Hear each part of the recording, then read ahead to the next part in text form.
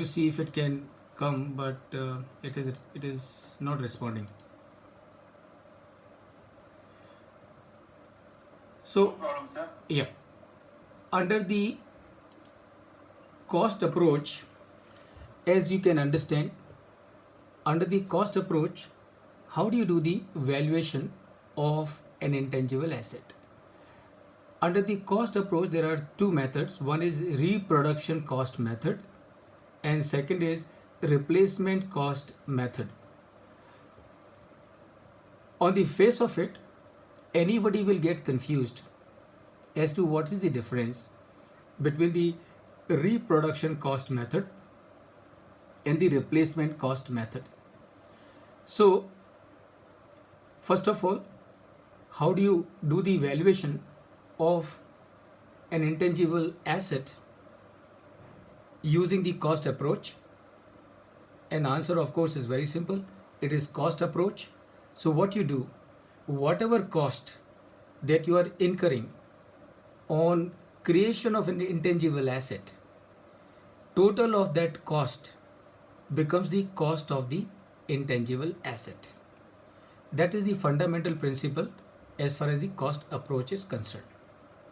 Under this cost approach, we have two methods.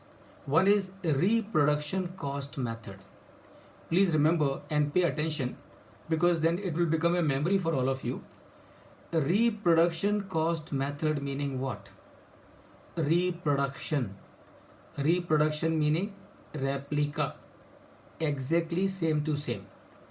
So if you want to value an intangible asset that you have for your client or for your company, how would you do the evaluation?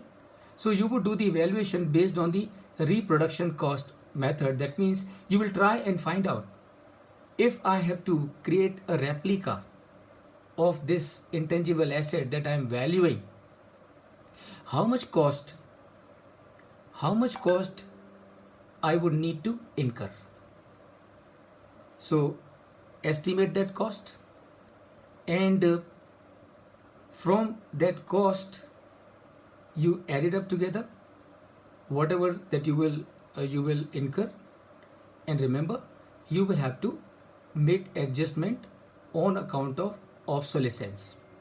So when I say obsolescence, that means you have the intangible which you are valuing. It has been in existence with you for few years. So you will have to make adjustment in the reproduction cost for the number of years of use that you already have done.